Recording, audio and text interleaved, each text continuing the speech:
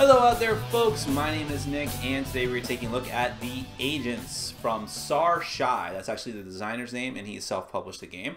This was actually on Kickstarter and made a tremendous amount of money, especially for the fact that it's really just a simple card game. That's all it's in. There's nothing in here right now. The reason for that is because the Kickstarter edition was literally overflowing with cards, the amount of cards that came with it, enough that you had to rubber band the box together. So I took them all out for this example. But what the Agents is, like I said, it's just a card game, but the theme of it is that you are playing out these agents who were part of this agency that disbanded, and now you're just sort of trying to take out all of the other agents from opposing factions. And how you're doing this mechanically is putting these agents down, and the game is all about orientation. How you put your agents down is critical about whether or not you're going to be able to use their special ability or collect or combine data tokens in order to get intelligence points, which are really the core of the game. You're trying to be the player with the most intelligence points once a certain threshold is reached, usually 40 points. But those are also the currency. You're using those to actually get more agents and to take on secret missions to try to get even more points. So it's all about point collection, but it's also about using special abilities and orienting cards in a certain way. Sounds very unique, has an interesting theme. How does it play? Let's take a look.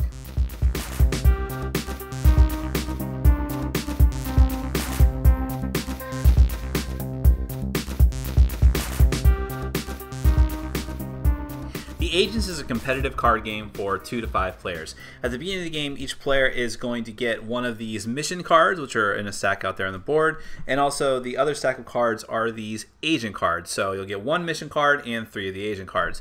Each player also gets a safe house, which they're going to basically put in between you and the other players. Now this can be a little confusing, but basically you want to set the safe houses out so that these white arrows up here at the top are facing clockwise from you. So how it's going to be is that the arrows on your left are going to be pointing, dark black arrows pointing towards you. The arrows on your right are going to be white arrows pointing towards you. That'll all become a little more clear as I continue explaining. Now all these cards over here are actually point cards. In this game, you're vying for intelligence points. You win the game by having the most of them at the end. The first player to get to 40 points is going to trigger the final round. But so these come in 1s, 2s, 5s, 10s, and 20s, but they're also used as currency in order to purchase cards, and I'll get to that in a moment as well. So once you've got the initial setup out of the way, each player has a mission and 3 agents.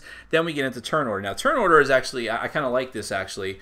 Each player gets one of these little cheat sheets that just tells you how to play the game and has some terminology on the other side, but also on the other side at the bottom are these little indicators telling you which player you are. So you'll actually put these face down, shuffle them up, deal them out, and whoever gets whatever card, obviously you'll use less of them if you have less players, but that will determine your turn order. And actually I just kind of like that for some reason. But anyways, you'll take your little cheat sheet and determine who the first player is going to be, and then play will proceed. Now, on your turn, you have 2 actions to do. You can double up on actions if you want, but you are limited to just those 2 actions. So the first thing you can do is play an agent. Now, this is the main way that you're going to play the game, and there's all kinds of different agents in that deck, and they all do different things. And there are, of course, doubles and triples of some of them, but there's 2 main broad categories of agents.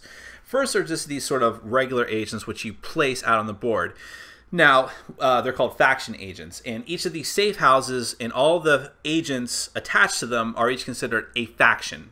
So when you want to play one of these faction agents, you're just going to very simply put it out on the board adjacent to either the safe house or another agent that's already on the board. But in this game, how you actually put an agent on the board is critical, because you are either going to face it with the special ability at the bottom of the card facing you, or the other way around. If you face it with the special ability facing you, you get to do that ability.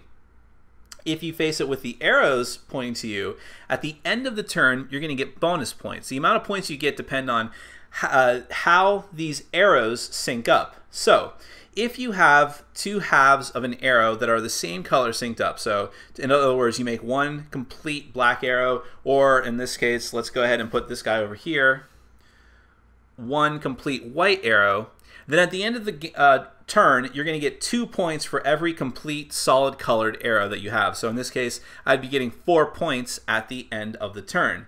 Now, if they happen to be different colors, one half is white, one half is black, I only get 1 point, but it is still 1 point. Now, here's the catch.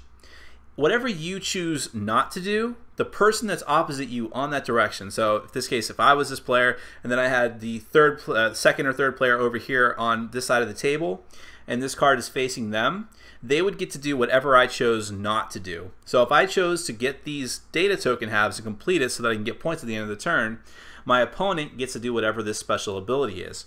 If I had played it the other way, I would get to do the special ability, but my opponent is going to get whatever the synced up arrows are on the other side. So in this case, because I made a complete white arrow, he would get 2 points for me having done that. So you have to make that decision. How badly do I want to do the special ability, and how badly do I want to not let my opponent either do the special ability or get points?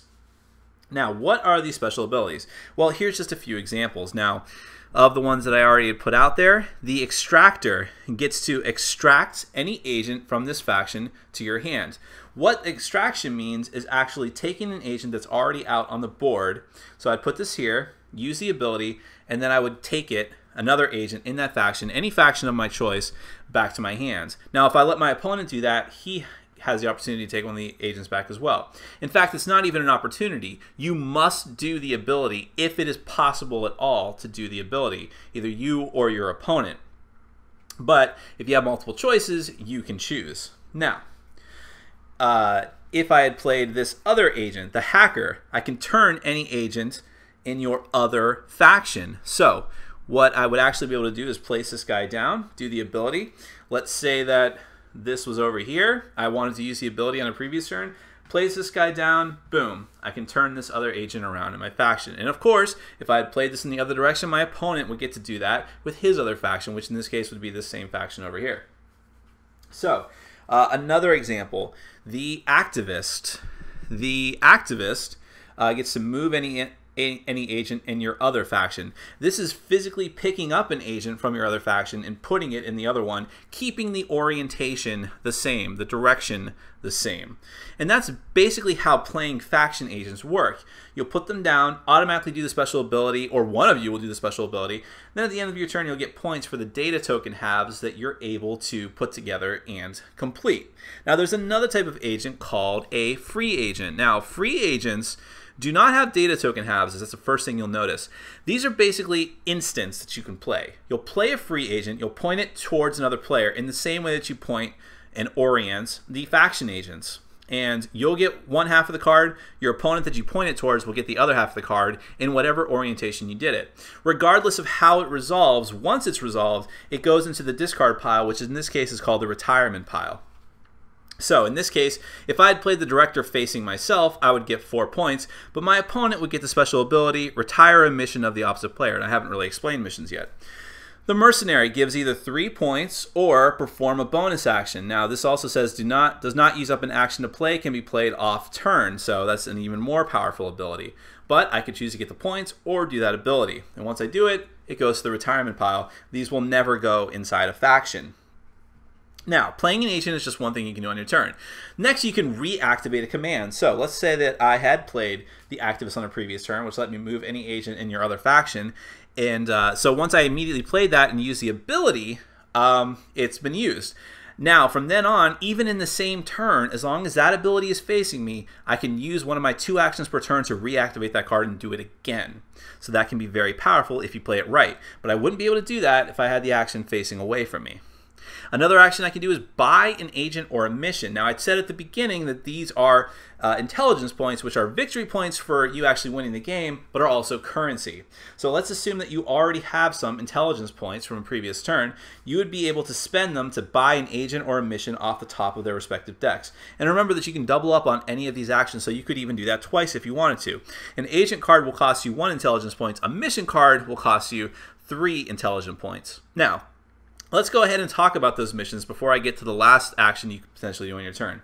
Missions are special cards which you can actually lay down at any point, or I'm sorry, you after you complete your 2 actions, you may choose to, as a free action, throw down one of these missions. Missions go on safe houses, and you're limited to 2 missions on your side of a safe house, of each safe house. And basically, these are going to give you bonus points if you meet a certain criteria. So the number of points you get is up here. So for Stand United, it's 4 points. And then the condition you must meet is down here. A pair of identical agents in this faction. So if I played this on this faction, and I happen to have 2 identical agents, these are not identical agents, I'm just using them as an example, then I would get 4 points during the end of turn scoring, along with the points I would get for potentially getting data token halves. And orientation doesn't matter for that particular card. Another example, I could get 2 bonus points if all live agents in this faction are facing you. Now, I should probably explain as well that there are a couple of other different terminology explained on the back of this card, and one of them is kill. If a card says to kill an agent, you literally flip it face down, and that card is killed. None of its data token halves count, none of its special abilities count, but it can still be extracted back to your hand and replayed as a live agent. Now, if a card is ever extracted, the gap is closed in the card. So, for instance, let's say that I did extract this dead agent. This would go like this, and then this card would go in, the gap would close. Now, back to missions for a moment. So you'll play a mission, that's sort of a free action, reveal it whenever you want to. Also as a free action, however, you can remove a mission back to your hand or swap the missions between factions that are adjacent to you. Now, the last action, though, you can do on your turn, going back to the actions, you can actually choose, if you don't like a mission, you can choose to throw it into the retirement pile and take whatever the top mission is off the top of the deck. You're basically just swapping it out because you want a better chance at getting a better mission.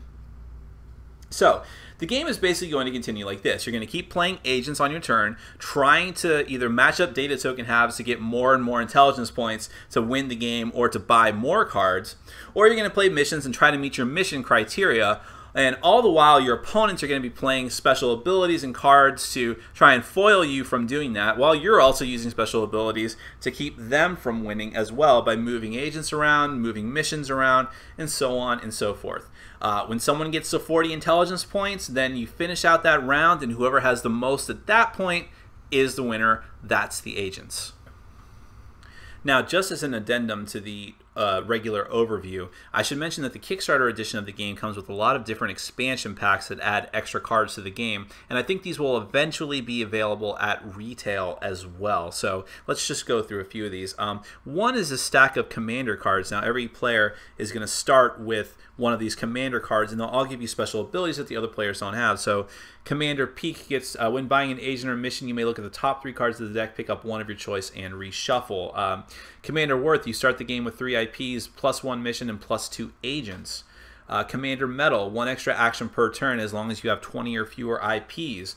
Commander Swipe, instead of buying an agent, you may steal it from another player. So those can add an interesting little dimension to the game. Now, I have not played with these partnered cards, so I'm actually not entirely sure how they work, but apparently you can use an action to put one of these partnered cards onto an actual agent out in the field or next to an agent, and then it will do something either positive or negative. So the Quartermaster says the partnered agent's command can be reactivated on either of your factions. The Censor, the partnered agent cannot award IPs for their completed data token halves, so that's an example of a negative one. The Counterfeiter, receive 1 IP if the partnered agent has both of their data token halves completed.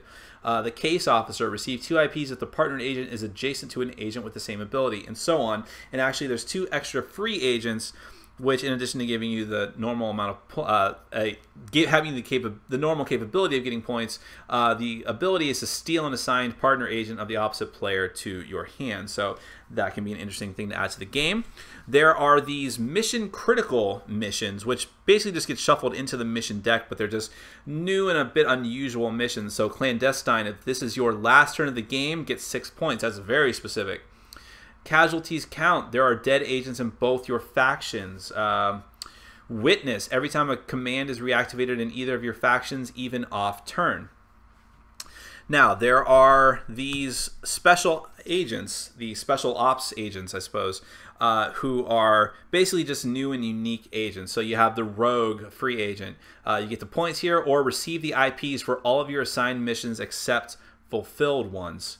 The Ghost is just a dead agent that you can be placed inside any faction. The Engineer in this faction, move or turn the site, so you're able to actually move the safe house card around. The Strategist can steal a mission from the opposite player and pay them the price for the mission. The Sleeper is a free agent. At any time during this turn, name an agent card to prevent the opposite player from using it this turn, and so on. And finally, there is a deck of spoof agents. These are basically sort of parody agents. They work, normally, and you can use them and shuffle them into your deck as you will, but they're based off of famous spies. So Solid Snake can silently retire all the agents in the opposite player's hand. Spy versus Spy, use any agent's ability against itself. Black Widow, move the Black Widow anywhere in your other faction and turn her, and she can only be reactivated. Condor Man, who I've actually never heard of before, help a female agent move anywhere, you may turn her as well. And Archer, receive 3 IPs and a Sif Drink, and there's other ones as well. There's Awesome Powers, Inspector Gadget, and so on. These all just add a new element to the agents, but it doesn't change the basic gameplay that much. So if you have them, you have your option to use them or not. A lot of board and card games live or die based on a unique mechanism. You can look at games like Tzolk'in, the Mayan calendar, just to see a sort of grandiose example of that with the moving gears. The Agents, though a much smaller and lighter game, is no exception to that rule. You have this unique mechanic of putting down the cards in a certain orientation and having them do something special depending on how you oriented them, how they're facing, what direction you played them. Now, I've said before in other reviews that I love games where cards can be played for different things. But when I say that, I usually mean games where you say, all right, I'm using this card as currency, or I'm using this card making it into a house, or I'm making it as a person. I'm thinking of Bruges, I'm thinking of Dragon's Horde.